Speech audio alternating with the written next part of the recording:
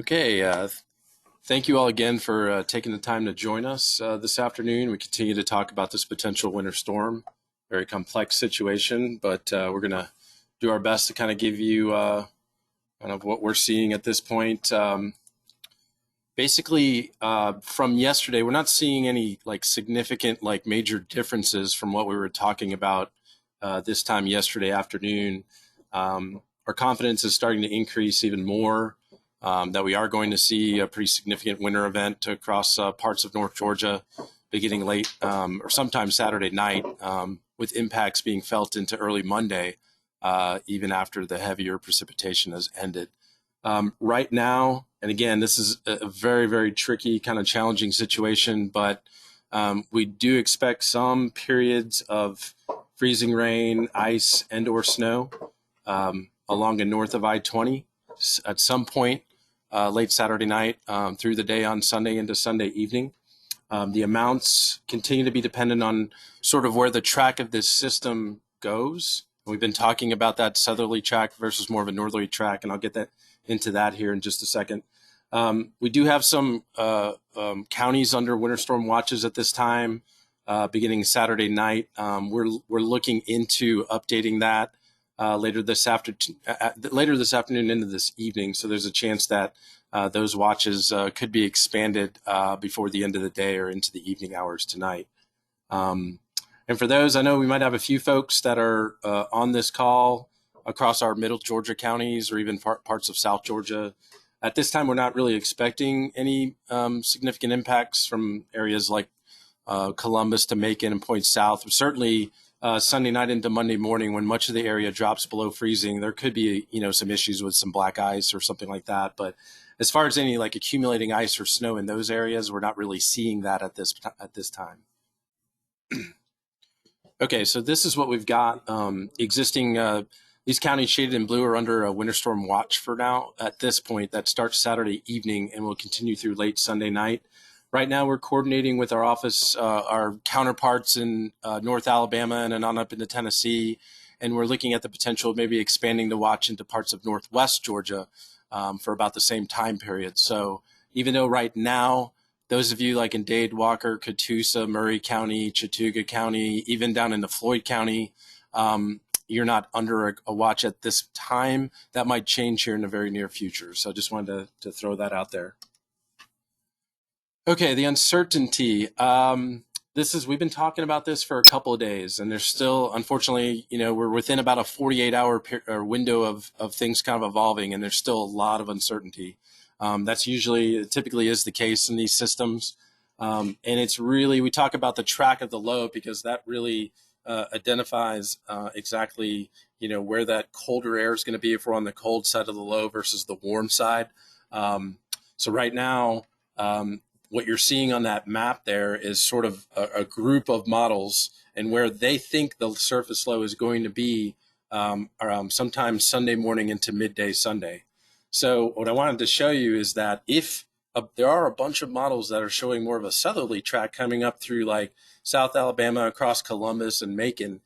And if that does occur, we will be on what's called the colder side of the low, where the potential to see more ice and snow is going to be there. Now, on the flip side, though, there are a few models that are showing that northerly track. So if that shift in the low is just like 100 miles or less to the north of where we think it's going to go, that can change the forecast entirely, likely for the better with respect to impacts. But it's something we're not really leaning on because we feel more confident that the southerly track is going to happen. But again, there's still a possibility that this system ends up taking more of a northerly track, and much of the area, like along I-20, Metro Atlanta, may be spared from the more significant impacts. Far north Georgia could still get hit with ice and snow, but it would be the extent of the area that sees the significant impacts would be a lot less if the northerly track of the low actually comes to fruition. So just something that hopefully over the next day or so we'll be able to see some of the higher resolution models come in and feel a little bit more confident where this might go. But it really is dependent on a lot of things are dependent on this surface low track. Let me just give you an example here of how just a difference in like 50 to 100 miles means with respect to temperatures, which then has a real direct effect on the type of precipitation that we see with this system. The model that you're seeing, the graphic on the left, is showing a more northerly track. So it's pulling in a little bit more like relatively warmer air in off the Gulf of Mexico and the Atlantic into the system. If that does happen, look at our temperatures on Sunday morning across much of like metro Atlanta. We're in the upper 30s to lower 40s, probably going to be a cold rain. Even on up in the far northeast Georgia, we're in the lower to mid 30s. So that freezing rain, snow potential might be a little lower even up in those areas. Contrast that to the model that you see on the right, which takes a more southerly track across southeast Alabama and into southwest Georgia. And it really pulls in, it kind of blocks that warmer air from coming in off the Atlantic and pulls in that cold air damming that we were talking about the last couple of days, that wedge front across far north Georgia and northeast Georgia. And so the difference is you have temperatures now across parts of Atlanta and northeast Georgia in the 20s and lower 30s compared to other models showing it being in the upper 30s and lower 40s. So we're not saying it's going to be in the low to mid 20s on Sunday morning, but we're also not very confident that's going to be in the upper 30s to low 40s either. So we're trying to just sort of fine tune things and give you our best guess at this point. Okay, so here's a model we feel pretty good about heading into Saturday night and Sunday morning. Again, like I stated yesterday, don't just look at this single model run and think that's exactly where the rain, snow, or ice line is going to be, because things are definitely going to change. What actually happens is going to be different than what I'm showing you right now, but we feel pretty confident that this can give you a little bit of an idea of what we're expecting and what we can anticipate as we head into Saturday night and into Sunday. So basically around midnight Saturday night, precipitation is going to be moving in. It's going to be pretty light initially, probably in the form of some like a cold rain. But then as the heavier precipitation starts to work in late Saturday night into early Sunday morning, you see that transition, that changeover from rain to freezing rain, sleet, and even snow up into the higher elevations of North Georgia. Fast forward a little bit more, by midday on Sunday, you see that pink area is expanding even more to the west and south. Again, right along that I-20 corridor and to the north is where we expect that ice potential to be greatest at this point.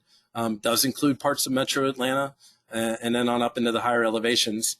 And the snow, you'll notice in the blue areas, the snow as we head through the day on Sunday into Sunday afternoon, as the upper level low with the colder air aloft starts to move over the area, any precipitation that we have over parts of North Georgia is likely going to change over to all snow, because just the column in the atmosphere is going to be at or below freezing all the way up. So that's more than likely that's going to happen. It's just a matter of how far south that rain snow line is going to get later in the day on Sunday into Sunday evening, as to be, and that's going to depend on the impacts or basically determine the impacts. Here's another model. This is an animated kind of GIF showing you, again, as things kind of come down, the low drops down across the lower Mississippi River Valley and then on across into the southeast Saturday night into Sunday morning. What starts off as like a cold rain across areas around I-20 and north quickly changes over to freezing rain, sleet, and snow as that cold air damming comes in and that upper level system with the colder air aloft starts to work in behind the surface low. So this only goes out till about 7 o'clock in the morning on Sunday. But again, it shows you towards the end of that period how quickly that transition happens from rain to freezing rain, sleet, and snow by Sunday morning across parts of North Georgia. So we're definitely, this is definitely something we don't want to let our guard down at all. You may be hearing like, some of the models have backed off a little bit on the ice potential. That may be the case in some areas, but just because we don't see an inch of ice, a half an inch to 3/4 of an inch of ice in some areas can still be very, very significant and have high impacts for the area for a period of time. Okay, I showed this yesterday, the probabilities of seeing, and again, this is taking a group of models, the probabilities of seeing at least 1 inch of snow out of this is pretty good across parts of North Georgia. So that's still remaining pretty high. And then I also showed on the right side the probability of seeing more than 6 inches of snow. So anywhere in that light orange to red up in north central, northeast Georgia, and even parts of northwest Georgia are running at about 40 to 50% or higher of seeing 6 inches of snow or more. So that's why we're considering the winter storm watch for parts of northwest Georgia, in addition to the existing counties that are under a winter storm watch right now. So the snow is the ice is going to be an issue. But the snow is also going to be a problem with this system as it rolls through on Sunday into Sunday night. So this is again, take this with a grain of salt, but this is what we're forecasting for ice accumulations. Basically, anywhere in the yellow to orange is from 1/100th of an inch up to 1/4 of an inch. Areas in red or high, or that darker red, or 1/4 of an inch or more of potential freezing rain and ice accumulation. That's what we're thinking right now. We're going to fine tune this and tweak that this just a little bit. So later on today into tonight, the values might be and the areas might be a little different. But one thing I did want to show is that anywhere along that I-20 corridor and to the south and west, across Metro Atlanta, over toward the Carrollton area and down towards like Griffin and Eatonton, these we're going to really have to watch to see if we do get some freezing rain, if that cold air at the surface does come in a little bit farther to the south and west on Sunday morning.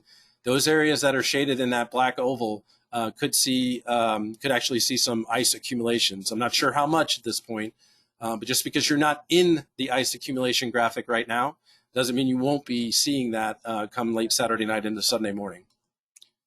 Okay, here are our snow accumulations. We think that once this is all said and done, a good area along and north of I-20 will see some, at least minor accumulations. The heavier snowfall is expected across north central and northeast Georgia as you head up toward Canton, Gainesville, Cleveland, and then up in the higher elevations is where we expect the most snow, where we could see anywhere from 6 to even 10 inches of snow out of this system. Areas in northwest Georgia, we've been talking about this, we do think that these amounts could be a little bit on the conservative side at this point. So again, we're seeing some signals that are pointing to some higher snowfall for parts of Dade, Walker, Catoosa, Chattooga County, even northern Floyd County, and then heading east across Gordon County, Murray County, and even Bartow County. So those of you in those areas in northwest Georgia, just be on the lookout. Just because you're not under a watch right now, things may be changing pretty quickly for you here in the next 12 hours or so. Here are the temperatures. This is what we're expecting for Saturday night into Sunday morning. I wanted to show this color scale to basically show you anywhere in blue is going to be well below 32. In that white shaded area, you're kind of in that 31.5 to 32.5 range. So if you do see yourself in that white zone, that is an area where we would be concerned for potential freezing rain, sleet, or snow Saturday night into Sunday morning with these temperatures. Again, could be a little bit colder in spots, but right now this is what we're thinking. High temperatures on Sunday don't warm up a whole lot at all, especially with the precipitation across the area. Some areas, like in downtown Atlanta, parts of South and West Metro may get just above freezing. But then on the north and east side of Metro Atlanta and then on up across the I-85 corridor into the higher elevations, we likely will not get above freezing on Sunday in those areas. So that's going to be a very problematic area with respect to not only the precipitation, but the accumulation of ice and snow through the day on Sunday.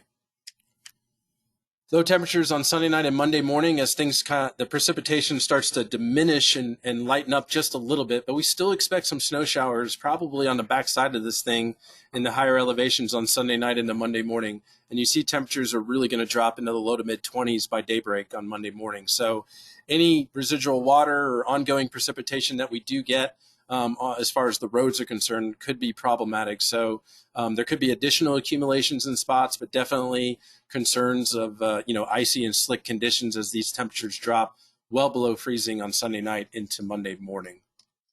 And the highs on Monday at this time, we do expect most of the area to get above freezing sometime during the afternoon on Monday, with the exception of the far North Georgia mountains, where definitely conditions will stay pretty cold. And we could even see, again, lingering snow showers up in the very highest of elevations on Monday. So if you're up in that far North Georgia higher elevation areas, this thing could linger into Monday. The problems with impacts on roads and things like that can certainly be an issue well into Monday. Then the other thing we don't want to forget is the winds. This is a very dynamic, intense storm system rolling through. So we are going to get some pretty strong wind gusts, unfortunately, out of this event. So outside of the wintry precipitation threat, these winds are going to be up. Sometimes they could be up in the 30 to 40 mile per hour range for gusts. These are peak wind gusts that we potentially could see sometime late Saturday night all the way through Sunday evening, Sunday night. So it's not to say it's going to be 30 to 40 miles per hour all the time in the yellow shaded areas, but at times during that 12 to 24 hour window, we could see some wind gusts in that range. And that's pretty significant, especially, again, if we're dealing with some sort of ice accumulation or even heavy wet snow over the trees and power lines. We could be dealing with some pretty significant power outages in areas if we kind of see this worst case scenario develop. So don't forget about the winds everywhere, just about late Saturday night through Sunday and into Sunday evening before things start to diminish just a little bit late Sunday night into Monday on the wind side of things. And then finally, this is taken from our what we call winter storm severity index on our winter weather page. But it gives you an idea of where we think impacts will be greatest. The yellow, orange, and red shaded areas, basically for much of North Georgia. I did want to highlight that these areas that are shaded in the gray right now could be higher after we finish today's forecast package and get into some updated model data later on tonight and definitely into tomorrow. So folks, just if you're up in Northwest Georgia and you're seeing most of the area, not really seeing large scale impacts at this time based on this, that could change. And this index takes into account snow accumulation, ice accumulation, winds, snow load. There's a lot of refreezing. There's a lot of things that it takes into account. And so it's a good thing to follow. We'll continue to share this with you over the next couple of days as we sort of fine tune the forecast for North and Central Georgia. All right, so in summary, again, there's a lot going on still. We hope that we've narrowed down things or just kind of stayed consistent with what we've been talking about over the last couple of days. Definitely no need to let anyone's guard down, and there are definitely folks even outside the highest risk areas that we're talking about that should still be monitoring things very closely over the next couple of days as this pretty intense system moves across the southeast. So yeah, we'll continue to keep everybody updated on things as needed. We are going to do another briefing tomorrow afternoon at 2 o'clock. Hopefully continue to narrow down things even more. Again, if you need to reach us, we have that phone number. We have our decision support page. We're on social media. Those of you in chat can communicate with us there as well. And with that, I'm going to go ahead and stop the recording, but I'll be happy to